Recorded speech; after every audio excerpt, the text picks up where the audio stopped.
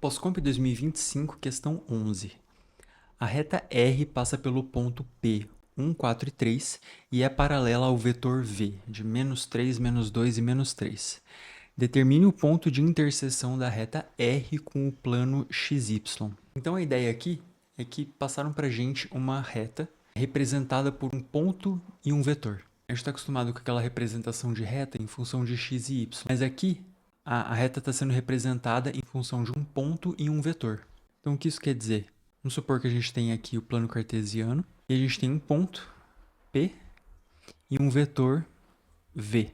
Esse ponto mais esse vetor definem completamente uma reta. Por quê? Porque eu consigo traçar uma direção, uma única direção, que passa por esse ponto e que sai na direção desse vetor.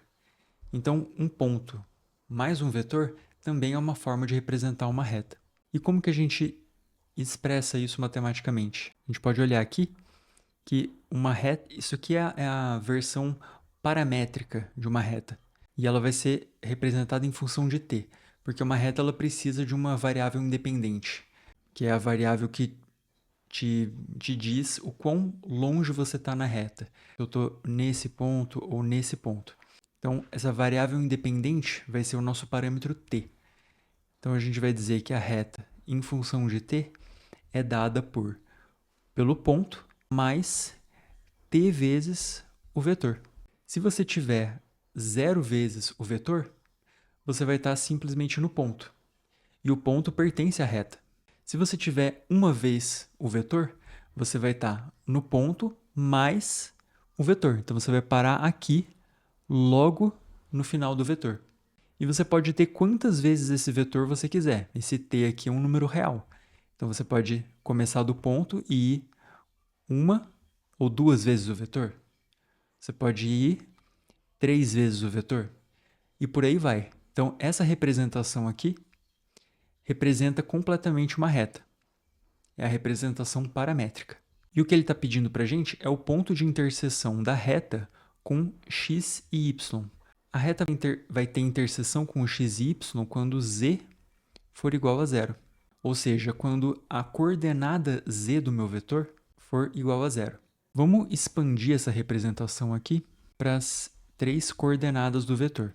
Então, esse desenho que eu fiz é um vetor em 2 dimensões, tá? X e y. Já a reta do enunciado está em 3 dimensões. Então, o ponto ele tem x, y e z. Tá? Então, o que a gente está resolvendo aqui tem uma dimensão a mais do que esse desenho. Então, o nosso ponto é 1, 4, 3. E o nosso vetor é -3, -2 e -3. Então, aqui é só você distribuir, né? Você pega a coordenada x do ponto, multiplica por t e pega a coordenada x do vetor. Então, a gente vai ter 1 menos 3t, 4 menos 2t e 3 menos 3t. Aqui a gente tem a representação dessa linha com 3 coordenadas, né? X, y e z. E para cada uma dessas coordenadas, a gente tem uma equação em função de t. Se a gente colocar, de novo, t igual a zero, a gente colapsa de volta para o ponto P, que aqui no caso é um ponto no espaço tridimensional. Então, o que ele está pedindo para a gente é qual é o ponto da linha, o ponto da reta, portanto, qual é o valor desse vetor aqui, tal que z é igual a zero. Bom, isso dá uma equação para a gente, né? 3 menos 3t é igual a zero, porque ele quer a interseção dessa reta, dessa linha, com o plano xy. E no plano xy, z é igual a zero. Só para ilustrar aqui, o plano xy e a reta está passando aqui.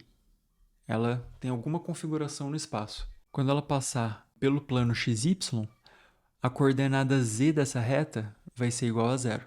E esse é o ponto que a gente está buscando. Bom, já que a gente já tem essa equação, ficou fácil, né? Agora é só resolver a equação, descobrir o t e jogar de volta na definição da linha.